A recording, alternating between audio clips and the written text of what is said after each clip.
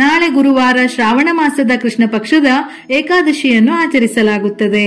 ಈ ಏಕಾದಶಿಗೆ ಅಜ ಏಕಾದಶಿ, ಆನಂದ ಏಕಾದಶಿ ಅಥವಾ ಅನ್ನದ ಏಕಾದಶಿ ಎಂದು ಕೂಡ ಕರೆಯುತ್ತಾರೆ. ಇದು ಇಂಗ್ಲಿಷ್ ಕ್ಯಾಲೆಂಡರ್ನ ಆಗಸ್ಟ್ ಅಥವಾ ಸೆಪ್ಟೆಂಬರ್ ತಿಂಗಳಿನಲ್ಲಿ ಬರುತ್ತದೆ. ಈ ಏಕಾದಶಿ ದಿನದಂದು ಜನರು ಭಗವಾನ್ ವಿಷ್ಣುವನ್ನು ಪೂಜಿಸುವ ಮೂಲಕ ಉಪವಾಸ ವ್ರತವನ್ನು ಮಾಡುತ್ತಾರೆ. ಏಕಾದಶಿ ತಿಥಿ ಸಮಯವು ಪಂಚಾಂಗದ ಪ್ರಕಾರ ಆಗಸ್ಟ್ 29 ಗುರುವಾರ ಮುಂಜಾನೆ ಅಂದರೆ ಬೆಳಗಿನ ಜಾವ 1:19 ಪ್ರಾರಂಭವಾಗಿ ಆಗಸ್ಟ್ 30 ಶುಕ್ರವಾರ ಬೆಳಿಗ್ಗೆ 1:37 ಕೊನೆಗೊಳ್ಳುತ್ತದೆ. ಗುರುವಾರ ಶ್ರೀ ವಿಷ್ಣುವಿನ ಆರಾಧನೆಗೆ ವಿಶೇಷವಾದ ದಿನ. ಈ ದಿನದಂದೇ ಏಕಾದಶಿ ಬಂದಿರುವುದರಿಂದ ಈ ಏಕಾದಶಿ ಮತ್ತಷ್ಟು ವಿಶೇಷವಾಗಿದೆ. ಅಲ್ಲದೆ ಈ ದಿನ ಸರ್ವಾರ್ಥ ಸಿದ್ಧಿ ಯೋಗ ಮತ್ತು ಸಿದ್ಧಿ ಯೋಗ ಈ ಎರಡು ವಿಶೇಷ ಯೋಗಗಳು ರೂಪುಗೊಳ್ಳಲಿದೆ. ಈ ಯೋಗದಂದು ಏನಾದರೂ ಶುಭ ಕಾರ್ಯ ಮಾಡಿದರೆ ಯಶಸ್ಸು ಪ್ರಾಪ್ತಿಯಾಗುತ್ತದೆಯಂತೆ. ಏನಾದರೂ ಶುಭ ಆರಂಭ ಮಾಡುವುದಾದರೆ ಈ ಗಳಿಗೆ ತುಂಬಾನೇ ಶುಭವಾಗಿದೆಯಂತೆ. ವೈಕುಂಠ ಒಡೆಯನಾದ ವಿಷ್ಣುವಿನ ಆರಾಧನೆ ಮಾಡುವುದರಿಂದ ನಮ್ಮ ಕಷ್ಟಗಳೆಲ್ಲ ಪರಿಹಾರವಾಗುತ್ತದೆ. ವಿಷ್ಣುವಿನ ಪೂಜೆಗೆ ಮೀಸಲಾಗಿರುವ ದಿನವೆಂದರೆ ಹುಣ್ಣಿಮೆ, ಏಕಾದಶಿ ಮತ್ತು ಗುರುವಾರ ತುಂಬಾ ಶ್ರೇಷ್ಠ. ಸಾಮಾನ್ಯ ದಿನಗಳಲ್ಲಿ ಮಾಡುವ ಆರಾಧನೆಗಿಂತ ಈ 3 ದಿನದ ಆರಾಧನೆಗೆ ಒಳ್ಳೆಯ ಫಲಗಳು ಪ್ರಾಪ್ತಿಯಾಗುತ್ತದೆ. ಏಕಾದಶಿಯು ಹಿಂದೂಗಳಲ್ಲಿ ಹೆಚ್ಚಿನ ಧಾರ್ಮಿಕ ಮಹತ್ವವನ್ನು ಹೊಂದಿದೆ. ಈ ದಿನವು ಸಂಪೂರ್ಣವಾಗಿ ವಿಷ್ಣುವನ್ನು ಆರಾಧಿಸಲು ಮೀಸಲಾಗಿದೆ. ಭಕ್ತರು ಉಪವಾಸವನ್ನು ಆಚರಿಸುತ್ತಾರೆ. ಅಪಾರ ಭಕ್ತಿ ಮತ್ತು ಆಳವಾದ ನಂಬಿಕೆಯಿಂದ ಭಗವಾನ್ ವಿಷ್ಣುವಿಗೆ ಪ್ರಾರ್ಥನೆಯನ್ನು ಸಲ್ಲಿಸುತ್ತಾರೆ. 1 ತಿಂಗಳಲ್ಲಿ 2 ಏಕಾದಶಿ ಆಚರಣೆಗಳಿದ್ದು ಈ ಬಾರಿ ಶ್ರಾವಣ ಮಾಸದ ಕೊನೆಯ ಏಕಾದಶಿಯಾಗಿ ಅಜ ಏಕಾದಶಿಯನ್ನು ಆಚರಿಸಲಾಗುವುದು. ವ್ರತವನ್ನು ಪೂರ್ಣ ಭಕ್ತಿಯಿಂದ ಆಚರಿಸುವ ಭಕ್ತರು ಭಗವಾನ್ ವಿಷ್ಣುವಿನ ಆಶೀರ್ವಾದದಿಂದ ಸಂತೋಷ, ಉತ್ತಮ ಆರೋಗ್ಯ, ಸಂಪತ್ತು, ಸಮೃದ್ಧಿಯನ್ನು ಪಡೆದುಕೊಳ್ಳುತ್ತಾರೆ. ಈ ವ್ರತ ವ್ಯಕ್ತಿಯ ಎಲ್ಲಾ ಇಷ್ಟಾರ್ಥಗಳನ್ನು ಪೂರೈಸುತ್ತದೆ. ಈ ಉಪವಾಸವು ಎಷ್ಟು ಪ್ರಯೋಜನಕಾರಿಯಾಗಿದೆ ಎಂದರೆ ಜನರು ಅಶ್ವಮೇಧ ಯಾಗದಿಂದ ಪಡೆಯುವ ಪ್ರಯೋಜನಗಳನ್ನು ಈ ವ್ರತದಿಂದ ಪಡೆದುಕೊಳ್ಳುತ್ತಾರೆ. ಹಿಂದೂ ಧರ್ಮಗ್ರಂಥಗಳ ಪ್ರಕಾರ ಈ ಏಕಾದಶಿ ವ್ರತವು ರಾಜ ಹರಿಶ್ಚಂದ್ರನೊಂದಿಗೆ ಸಂಬಂಧವನ್ನು ಹೊಂದಿದೆ.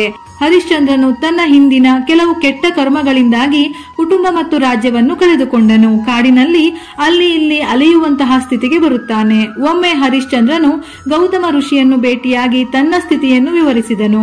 ತನ್ನ ಸಮಸ್ಯೆಗೆ ಪರಿಹಾರ ನೀಡುವಂತೆ ಕೇಳಿಕೊಂಡನು. ಗೌತಮ ಮುನಿಗಳು ಹರಿಶ್ಚಂದ್ರನಿಗೆ ಅಜ ಏಕಾದಶಿ ವ್ರತವನ್ನು ಆಚರಿಸುವಂತೆ ಸಲಹೆ ನೀಡಿದರು. ಗೌತಮ ಋಷಿಗಳು ಹೇಳಿದಂತೆ ಪೂರ್ಣ ಭಕ್ತಿಯಿಂದ ವ್ರತವನ್ನು ಆಚರಿಸಿದನು. ಇದರ ಫಲವಾಗಿ ತನ್ನ ರಾಜ್ಯ, ಪತ್ನಿ ಮತ್ತು ಮಗುವನ್ನು ಮರಳಿ ಪಡೆದನು. ಅಂದಿನಿಂದ ಅವರು ಪ್ರತಿ ಏಕಾದಶಿಯಂದು ಉಪವಾಸವನ್ನು ಆಚರಿಸಲು ಪ್ರಾರಂಭಿಸಿದರು. ಇದೇ ಅಜ ಏಕಾದಶಿಯ ವ್ರತದ ಕಥೆ. ಇವುಗಳ ಜೊತೆಯಲ್ಲಿ ವಿಷ್ಣುವಿನ ಆರಾಧನೆ ಮಾಡಲು ವಿಷ್ಣು ಸಹಸ್ರನಾಮ ಪಠನೆ ಮಾಡಬಹುದು. ಇಲ್ಲವೆಂದರೆ ಕೇಳಿದರೂ ಶ್ರೇಷ್ಠ. ಇದರ ಜೊತೆಯಲ್ಲಿ ಓಂ ನಮೋ ಭಗವತೆ ವಾಸುದೇವಾಯ ಎಂಬ ಮಂತ್ರವನ್ನು ಹೇಳಿದರೆ ತುಂಬಾ ಒಳ್ಳೆಯದು.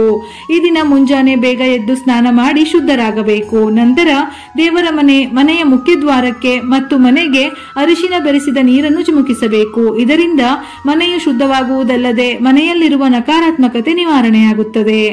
ಮನೆಯಲ್ಲಿ ವಿಷ್ಣುವಿನ ವಿಗ್ರಹ ಅಥವಾ ಫೋಟೋ ಇದ್ದರೆ ಚಂದನದ ತಿಲಕವನ್ನಿಟ್ಟು ತುಳಸಿ ಎಲೆಯನ್ನು ಅರ್ಪಿಸಿ.